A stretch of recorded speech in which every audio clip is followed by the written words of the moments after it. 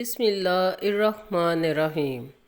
رسول اللہ صلی اللہ علیہ وسلم نے فرمایا، تمہارا رب اپنے اس بندے سے بہت خوش ہوتا ہے جب وہ کہتا ہے میرے رب میرے گناہ معاف کر دے۔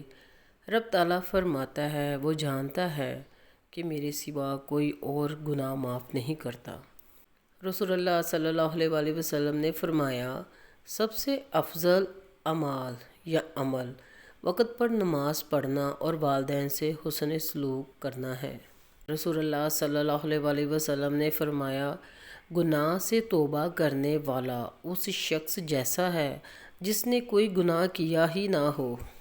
رسول اللہ صلی اللہ علیہ وسلم نے فرمایا، اللہ تعالیٰ فرماتا ہے میرا بندہ فرض ادا کرنے کے بعد نفل عبادتیں کر کے مجھ سے اتنا قریب ہو جاتا ہے کہ میں اس سے محبت کرنے لگ جاتا ہوں۔ رسول اللہ صلی اللہ علیہ وسلم نے فرمایا، جو کوئی اللہ اور آخرت کے دن پر ایمان رکھتا ہو وہ اپنے پڑوسی کو تکلیف نہ پہنچائے، مختصر مگر پر اثر اور پسندیدہ عمل ہے۔ رسول اللہ صلی اللہ علیہ وسلم نے فرمایا، آدمی بعض اوقات اللہ کی ناراضگی والا ایک لفظ کہہ دیتا ہے، وہ اس میں حرج نہیں سمجھتا، لیکن وہ اتنا بڑا گناہ کا لفظ ہوتا ہے کہ وہ اس کی وجہ سے 70 سال تک جہنم میں گر جاتا ہے۔ رسول اللہ صلی اللہ علیہ وسلم نے فرمایا، جس شخص کے پاس اللہ تعالیٰ بھلائی کا ارادہ کرے اسے دین کی سمجھ عطا فرما دیتا ہے۔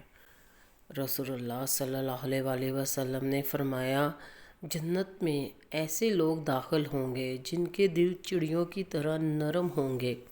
رسول اللہ صلی اللہ علیہ وسلم نے فرمایا، مسلمان کے مسلمان پر 5 حق ہیں۔ نمبر 1، سلام کا جواب دینا۔ نمبر 2، مریض کا مزاج معلوم کرنا۔ نمبر 3، جنازے کے ساتھ چلنا۔ نمبر 4، دعوت قبول کرنا۔ اور نمبر 5، چھینک پر اس کے الحمدللہ کے جواب میں یرحمک اللہ کہنا۔